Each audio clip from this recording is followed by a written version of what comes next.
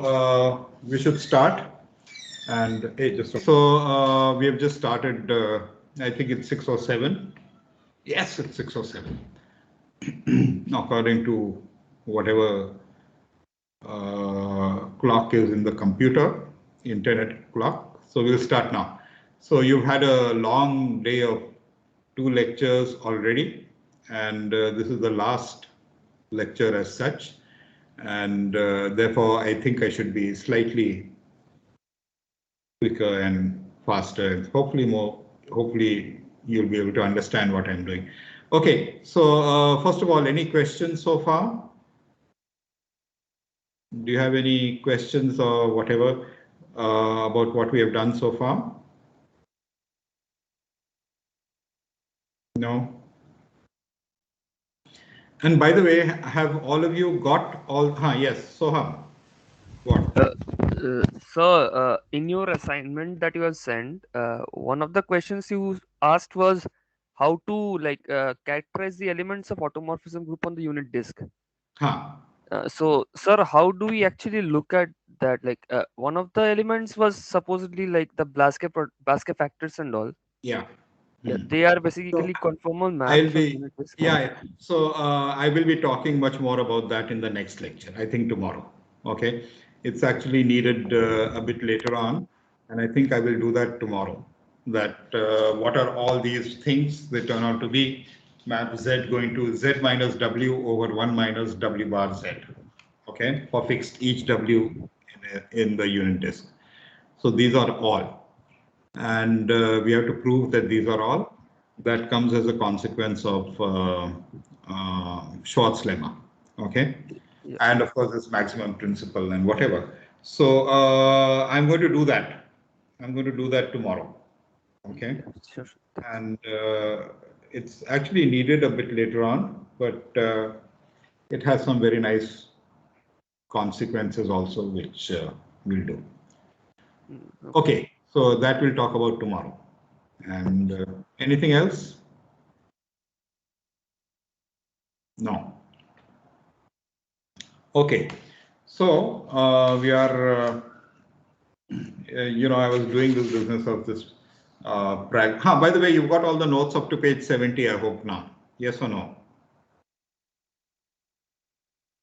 Yes, sir. You've got everything up to Some page. pages are missing in the middle actually. Which ones? I 55 think to something. 36 Someone to said. What? 36 to something, is it? Yeah, 36 to 50. Oh, you've not got 36 all the way to 55 to 50. 59. Okay, we'll see how to send it. All of you are on the same WhatsApp group, aren't you? I mean, so far I was sending it to Pawan and Pawan was sending it, forwarding it and whatever. And there seems to be some gap about what has been forwarded and what has not. So it may be easier if so all of you are on, I mean, if I send it to one person, that person can send it to everyone. Yes? yes, sir. So, Sonakshi and Soham, have you? Sonakshi has sent me her address. I have Soham's address and I have other people's address. Rahul's address I have. Okay. So all of you, if it's sent to you, you can forward it to everyone. Is that right? Yes, sir. Okay, sir. Okay. I'll forward the whole lot to you in one thing. It's less than 25 MB, so it can be put together. And then you can just forward it to everyone. That make life much easier. Okay. Thing is, Pawan has so much to do. Sometimes he gets, what he has forwarded and what he has not gets a bit confusing. Okay. By the way, this lecture today is a regular lecture, and I think Dilip Patil would also have told you about the changes for Tuesday and Thursday. Have you got that? Has he told you about it? You may not know. So we Yes have or no? got a WhatsApp message for Huh. whatever changes are there. Yeah, very good. Okay. So there's some changes tomorrow and day after, and Thursday. Everything else is the same, but there's some interchange of lectures and some problem sessions and things like that for some reason. Okay. So all of you are aware of that. Okay. So, sir, I think from 54 to 60 is also missing. Okay. Maybe I'll just send the whole lot. I'll see how big it is, or make it into two emails and send it. Okay. Yeah. Yeah. So where were we last time? Before I started this, I was at somewhere here. 62. So we were at this stage where I had started somewhere here that you can define log, okay, on a simply connected domain that does not contain the origin. Why do I have it like this now? Oh, I can write with this also. Anyway, so on a simply connected domain, you can define a log. And once you define a log, how do you define a power z to the alpha? So you have a simply connected, remember you need this simply connected region with 0 not in omega. And you can define z to the alpha to be e raised to alpha log z. Okay. And then you can also define, okay, if you're given a function is nowhere vanishing on omega, then you can find log of that function on omega. And everywhere we need this fact that the region is simply connected, okay, and the image of f does not contain 0. The same proof, okay. And then I was applying that to this particular kind of region. Now, you know, this kind of regions, wedge-shaped regions, okay, actually occur quite naturally, quite often in very different contexts. They specifically occur when you're talking about differential equations, okay? And one is worried about these kind of, they're called wedges, or they're also called cones, okay? Because they look like a cone. Or they look like that, you know, when I was young, you used to get chana and mungfali in these cones, whereas I think your generation has probably never got chana in No, these sir, we cones. still get.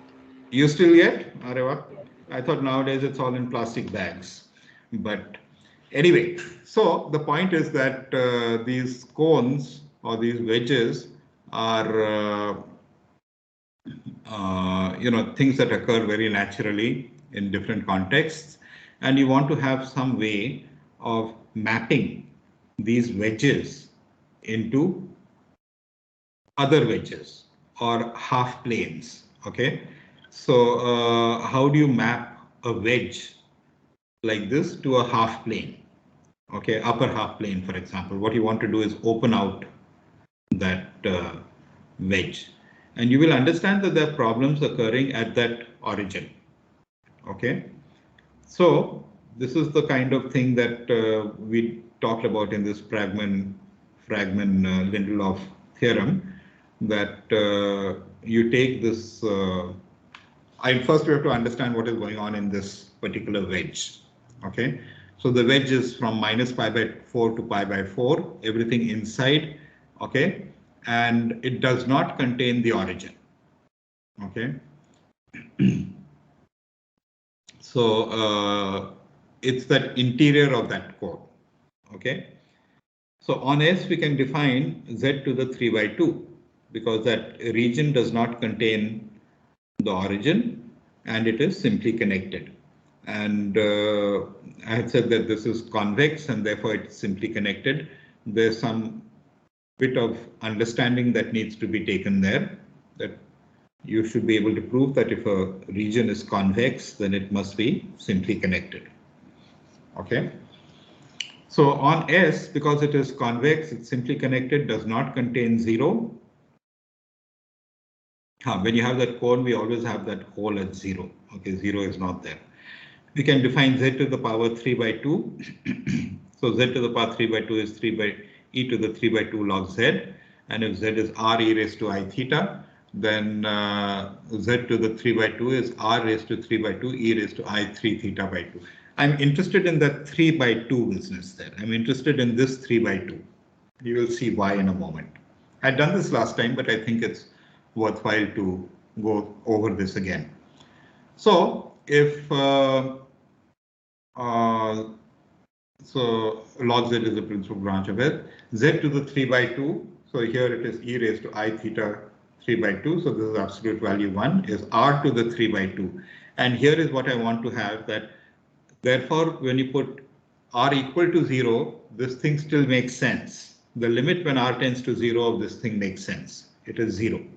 Okay. Whereas I cannot define 0 to the power 3/2, but I can define the limiting process. And then you put, and I also want to put an epsilon there, because I don't want to put epsilon equal to 0. Okay, I want to put something very close to epsilon. So the epsilon comes out in front of that r to the 3/2, and then you have cos theta 3 theta by 2. Now this is something I did not emphasize enough last time, that your theta lies between this regions, minus pi by 4, less than theta, less than pi by 4. And what I have is 3 theta by 2. So 3 theta by 2 lies between minus 3/8 pi to plus 3/8 pi. Notice that cos theta, okay, when I have this absolute value, I have a cos 3 theta by 2. So cos theta is positive. I should have drawn that. Now let me see if I can draw that here. No, I should be able to draw it with this. So this is my latest.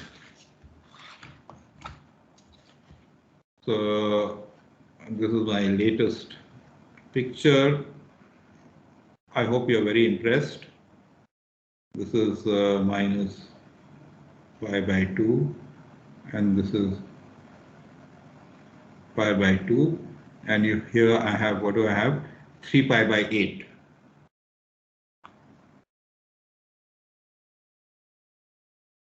And cos, goes like this. Arre baapre. That's supposed to be the graph of cos. Okay. And here again, I have a minus 3 pi by 8. Minus 3 pi by 8. That is greater than pi by 2. 3 pi by 8 is less than pi by 2. And what I have is that the minimum of cosine in the region when you are from minus 3 pi by 8 to plus 3 pi by 8, the minimum of cos is positive. Delta greater than 0. Okay. So cos is positive. I don't just want that it is greater than 0. I want that it is far away from 0. And what do I mean by far away? That every point is at least at a distance delta from 0. Delta will be what? Cos is decreasing. Forget about the negative part, look at the positive part. Cos is decreasing, and therefore the minimum occurs at the end point. Okay. And therefore the minimum is cos 3 pi by 8, which is some positive number. Okay. So what I've written in brackets there is more important, that in fact cos 3 theta by 2 is greater than cos 3 pi by 8, which is greater than 0. This is some fixed number which is greater than 0 in all that interval. Okay. And therefore this what do I have here? E raised to minus, what's happening? Why is it going there?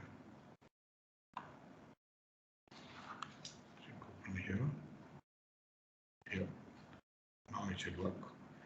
So this e raised to minus epsilon z by z to the 3 by 2 is this e raised to minus epsilon r to the 3 by 2 cos pi by.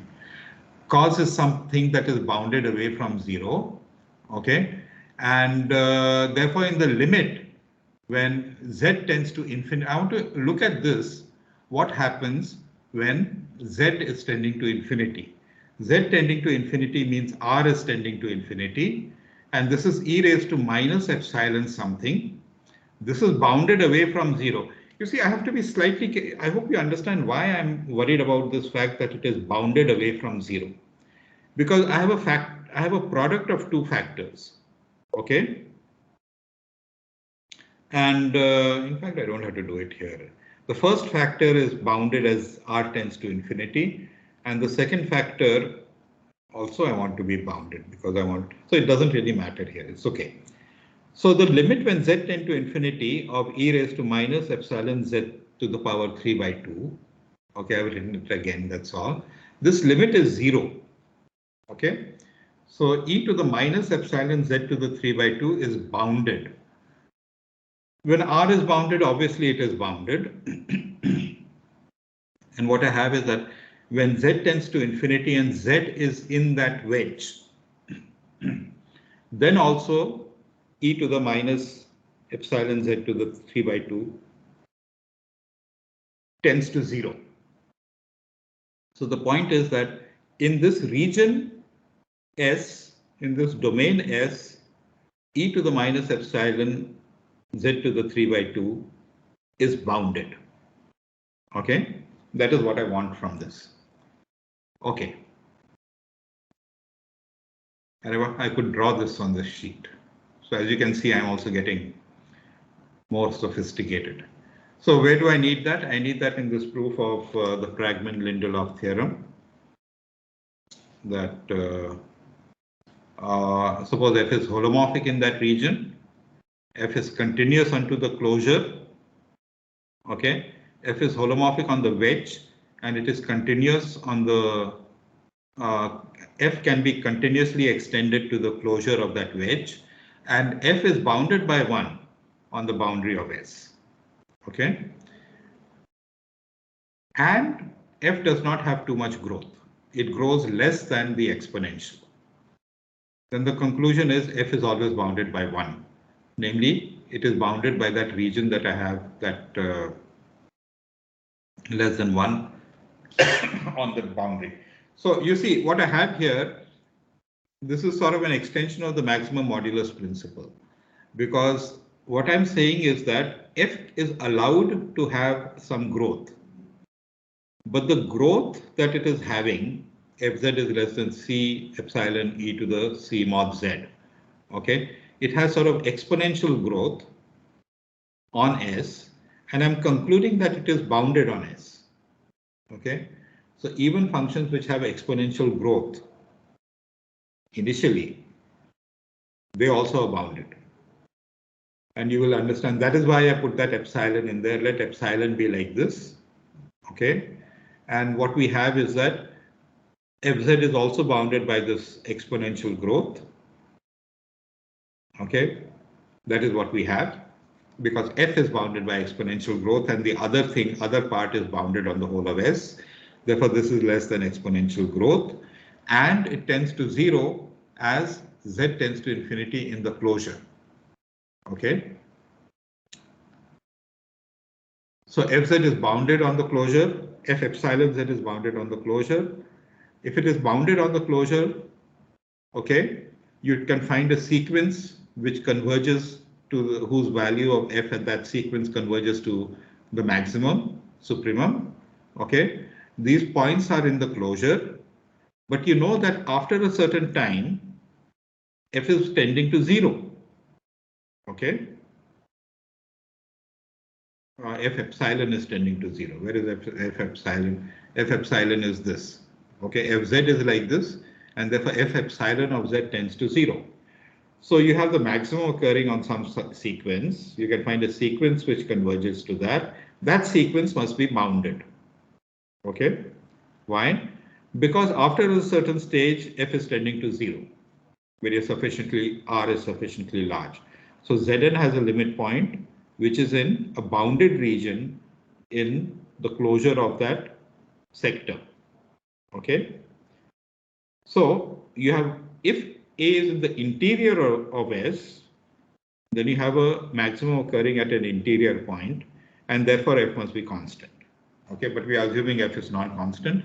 Therefore, A is on the boundary of S, and therefore on the boundary of S, f is less than equal to 1, and therefore f is less than equal to 1 for all S. Okay.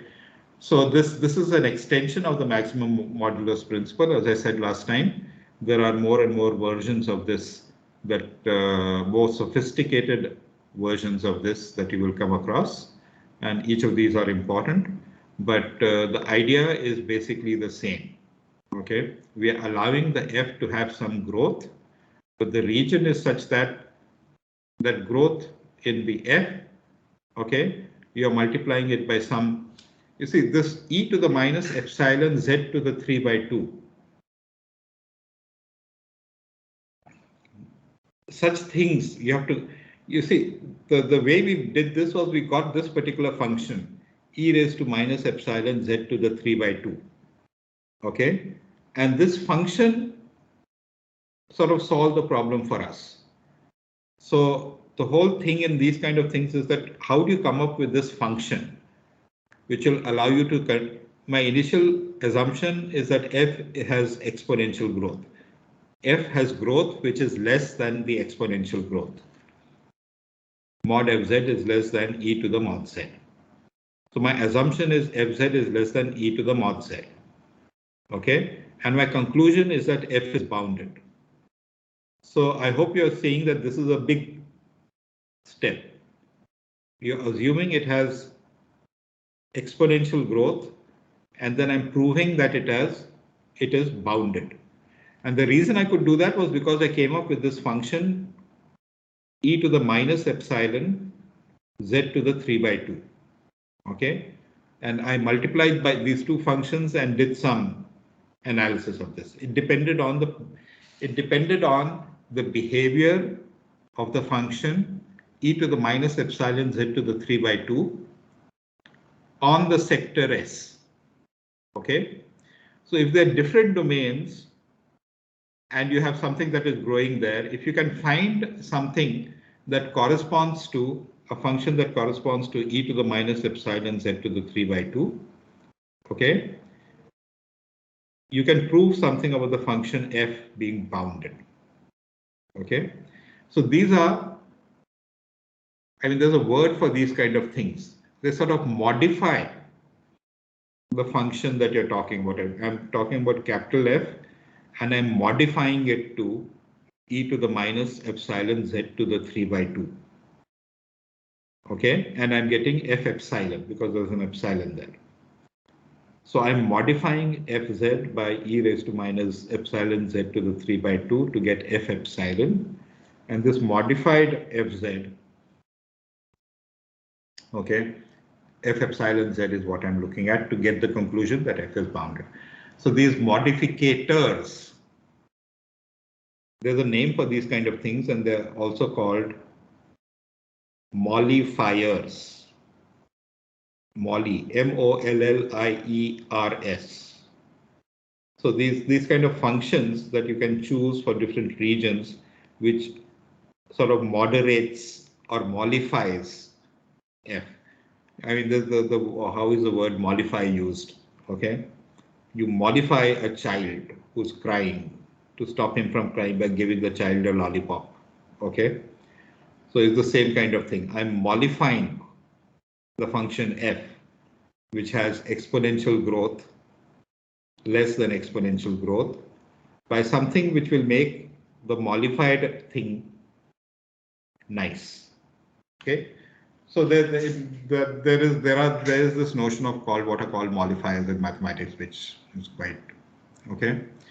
So this all I had done last time, but I thought I should repeat it because I had done it a bit too fast.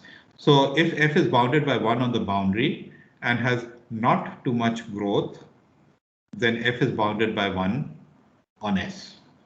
Okay, not too much growth here meant it has less than linear exponential growth. Okay, but it is bounded by 1 on the boundary of S. And remember, this has something to do with the geometry of S. Okay, because S was that particular region, that sector which goes from minus pi to pi.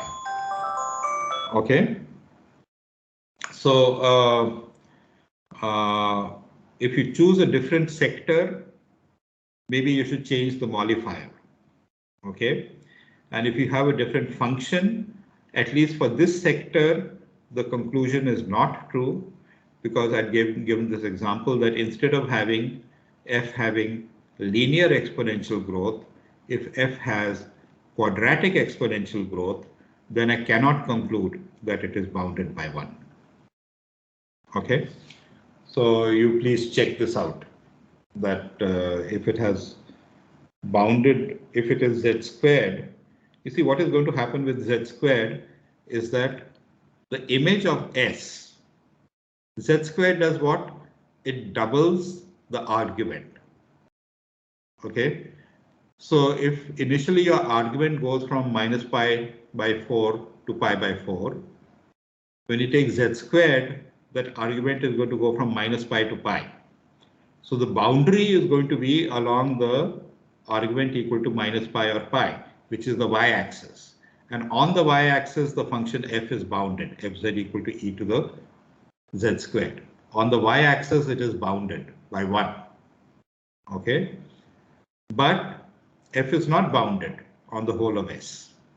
So this is something to be understood. I hope maybe I can draw this now. What do I want to draw? So in that, so originally this is my region. Okay. Minus pi to pi.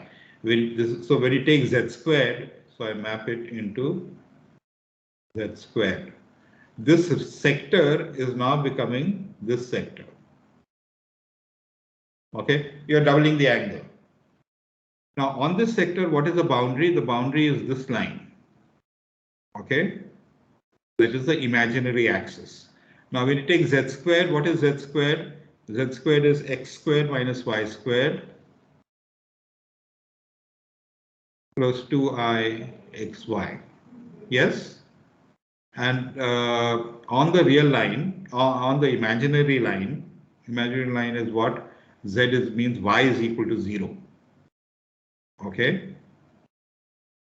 What do I want? Not y equal to 0, I have x equal to 0. When you put x equal to 0, okay, so you put x equal to 0 and you get, but here I'm getting 2ixy. What am I doing? You put x equal to 0, so you get e to the y minus y squared. Okay, so on that axis, the function is bounded. Yes, because I'm putting x equal to 0. So f is bounded on the y-axis, but f is not bounded on the sector S. Okay, because f tends to infinity. You can check that f is not bounded by 1 on the sector S. So the function that you're talking about, the z squared, the previous case I had exponential growth and I was looking at e to the z to the 3 by 2. And here this thing will not work, is what you should check out. Okay. So what are these pictures now? So we have their holomorphically equivalent. Two regions are holomorphically equivalent if you can find a map from one to the other. And an inverse map, compositions must be identity. Both must be holomorphic. Okay. So if you take this f from b to h, f of omega is equal to I times 1 minus w over 1 plus w, and g from h to b, z equal to I minus z over z plus I. Okay, then you can check that these are inverses, this is onto, etc., etc. Okay, so and they're holomorphic. So if you look at f, you want to show it is in the upper half plane. Upper half plane means imaginary part is greater than 0. So imaginary part of f of w is the real part of that, and real part of this is greater than 0 if w is in b. You have to check this out. Okay, there's a calculation to be done. Similarly, if z is in h, then distance from z to I is less than the distance from z to minus I. Therefore, it maps into b, and the compositions are so this is called the Cayley transform. I think I told you last time that there's a bit of a fuss about the Cayley transforms.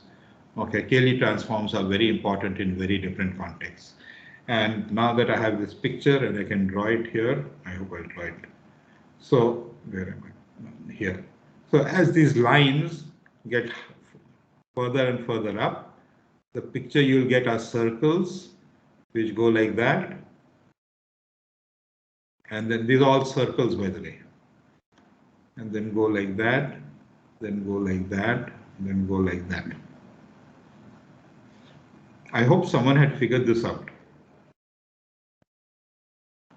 Yes, the closer you are to the x-axis, the closer the circle is going to be to the unit circle. This is what happens when you're going closer and closer to the x-axis. And you're going further and further away, the circles get smaller and smaller and they converge to this. And someone had told me the name of this. The name of this is what? Hawaiian earring. So this is called the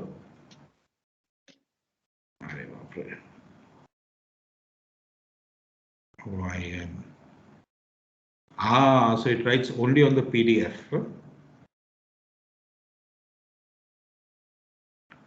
It's called the Hawaiian earring. Okay.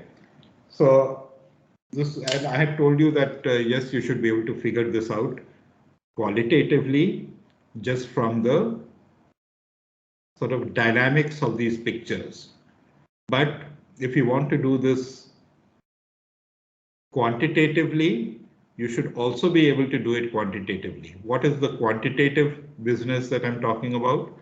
The quantitative business is that if you take the horizontal real line at passing through the point 5 times I or 10 times I or n times I, the image of that is going to be a circle like this, and you should be able to tell me what the diameter of that circle, radius of that circle is, and the center of that circle. That is quantitative behavior of this thing. You take at the height n and tell me the center and the radius of the circle, which is the image. Okay, and this also you should be able to do. It's a good exercise to make you understand what all that is. Okay, so this sector, if you take sector to be 1 by n sector is what? Ah, I've written it there, so you can't see it. So I have to erase it. So I have to go here and then I'll erase this.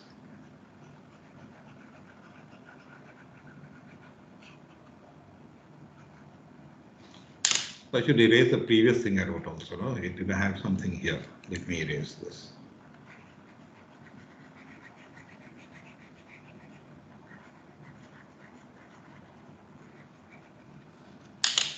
I haven't written anything on top. Ah, I've written something here. So that can remain, I think so. No, let me erase it. Why not?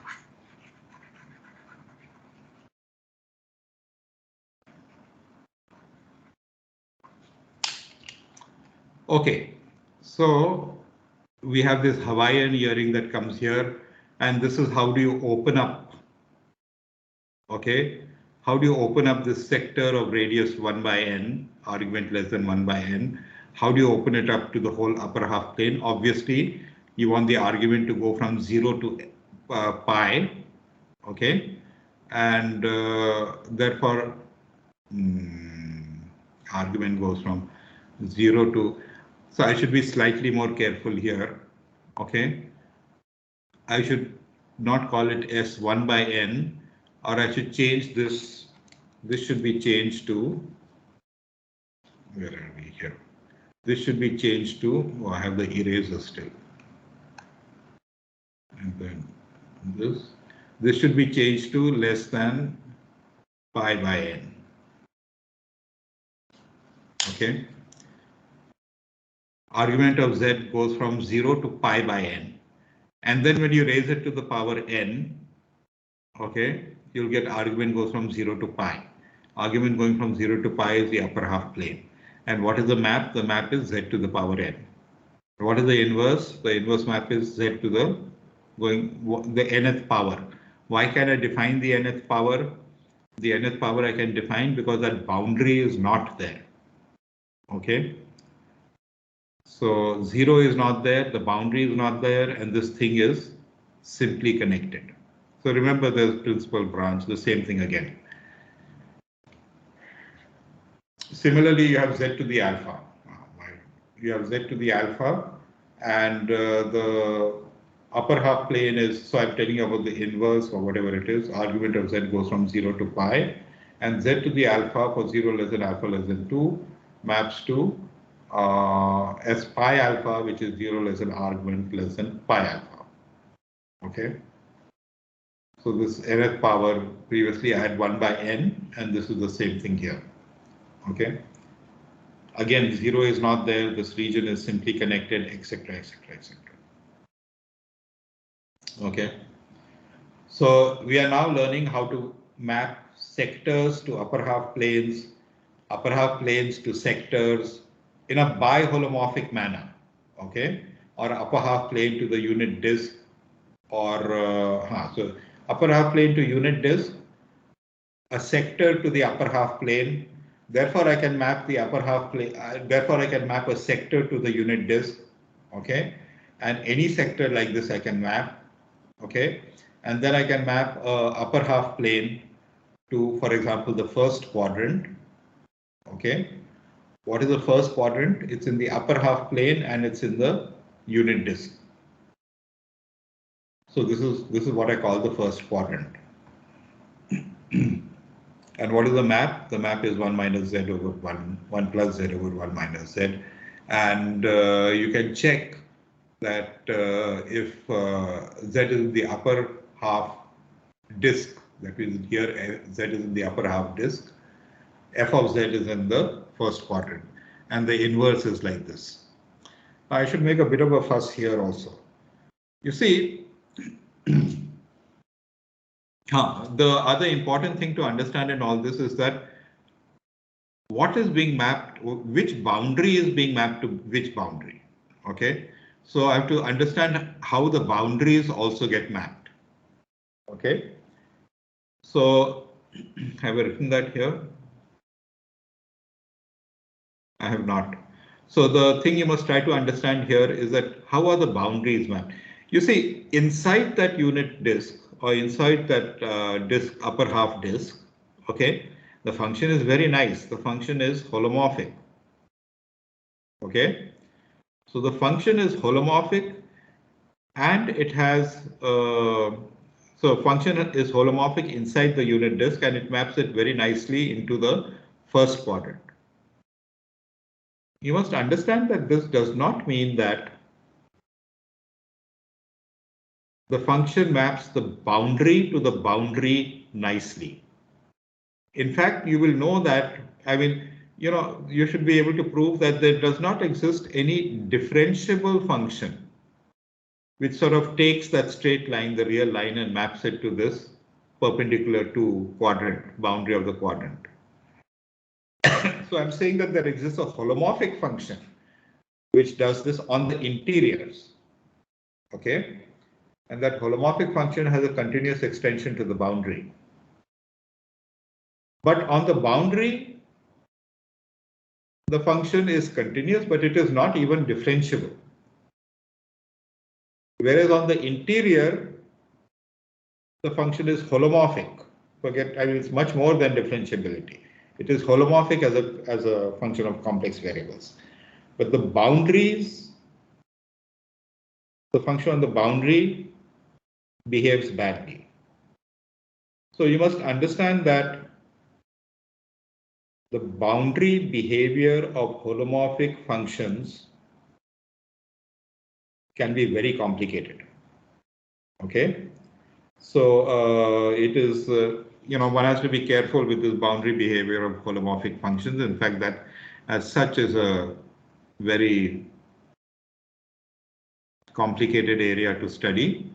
How do these holomorphic functions behave near their boundary? Okay, you lose even differentiability at this stage, or there's still some pages. So anyway, the point is, so what does log do?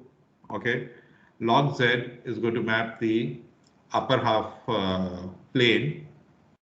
Okay, it's going to be mapped to a horizontal disk because you omit this particular line. Okay, no, I want the upper half plane. So I want the upper half plane is simply connected. That's okay, and 0 is not in there, so I can define log. That's log r plus I theta, and therefore it maps it to this horizontal strip. X in R and 0. Why have I drawn this map here? F z equal to log z. I don't understand why I've drawn this picture here. Anyway, doesn't matter. Log z maps the upper half disk to upper half plane intersection the unit disk. So all these are immediate from these definitions, okay? And exponential IZ maps the half disk, maps the half strip to the half disk, okay? These also you should be able to understand very easily. And then you look at Z plus 1 by Z, okay? By the way, all these examples are actually important examples. You have to geometrically understand what these transformations are doing. Okay, so I look at fz equal to 1 minus 1 half z plus 1 by z. This maps the upper half disk to the upper half plane. Okay, at the inverse map, what is the inverse map? Okay, the inverse map is going to, see, you have z squared plus 1 divided by z, okay, equal to w. So you get z squared plus 1 is z times w, and you want to solve this for z. So what is z in terms of w? That is the inverse map. So obviously you're solving a quadratic. So obviously you will get something which has a square root in it. And then can you define the square root? Okay. And the image that you want in the square root must be such that that thing that you get should be in the upper half disk. Okay. So this is another very important example. And of course, the most important example why we are doing all this is because we want to understand sine z. What is sine z? It is e raised to iz plus e to the minus iz over 2i, which is minus 1 half. And the I, 1 over I, I'm taking it inside, and you'll have iz plus 1 over iz, that is there, where z is e to the iz. Okay, so this sine z is a combination of these things I said earlier. Sine z is f3, f2, f1 of z. f1 of z is e raised to iz. f2 of z is iz. So I multiply. This says take iz, I zeta. Take iz is f1. f2 says take iz and multiply it by take zeta and multiply it by I. f3 says take z and takes you z plus 1 by z. So this last thing is a combination of the previous things. And where does it map to? So this strip is mapped to the circle. Then you multiply it by an I. This right semicircle is mapped to the upper semicircle. Then you do this f3, and that you get this quadratic, and therefore you get a z. fz maps the vertical strip to the upper half plane. This is the whole plane. And what happens to the boundary? So in all these cases, you want to understand what happens to the boundary. So I've written out what happens to the boundary there. Okay.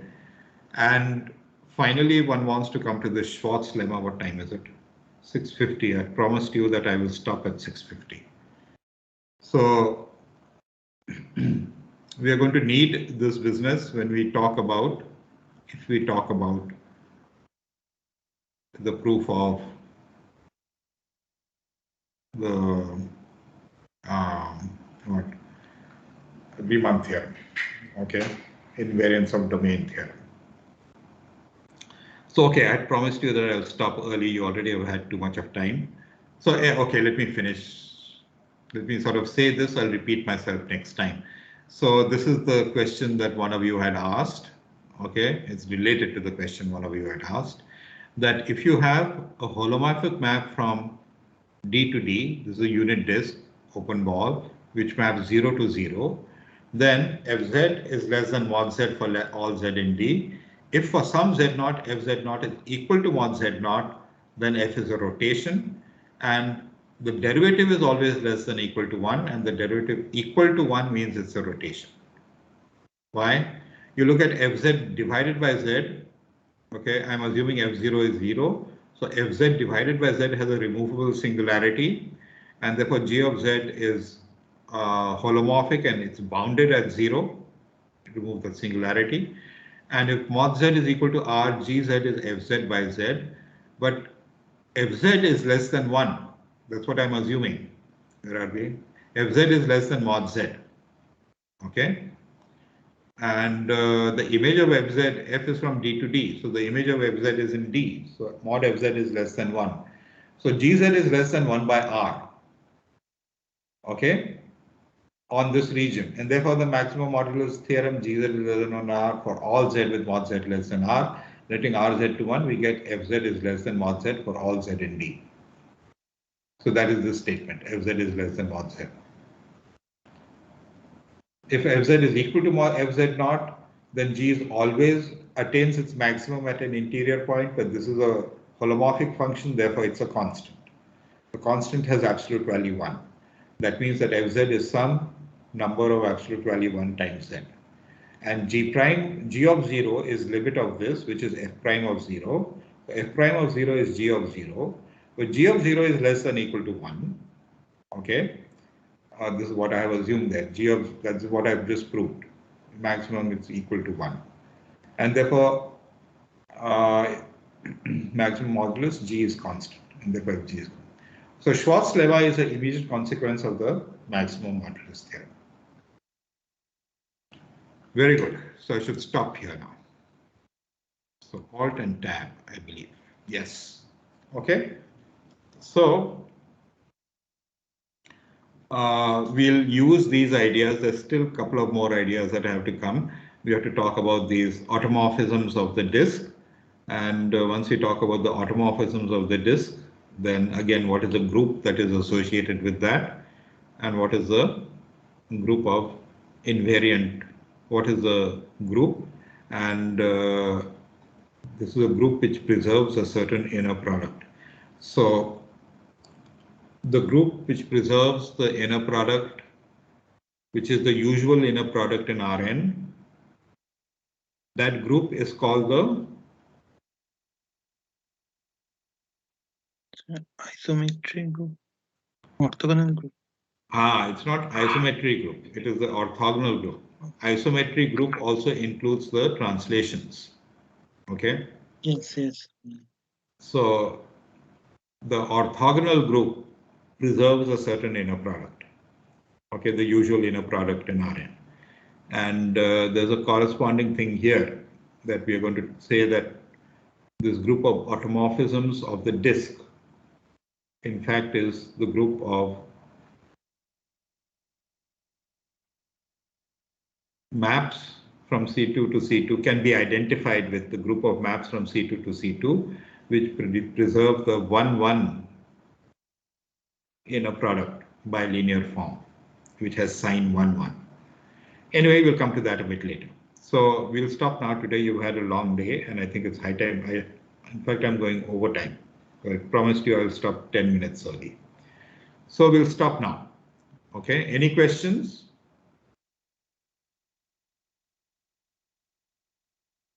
No questions. Yes. So I'll send this thing to one of you and then you please forward it to everyone. Okay. Okay, so we stop. I'll stop everything for everyone, at least from my side.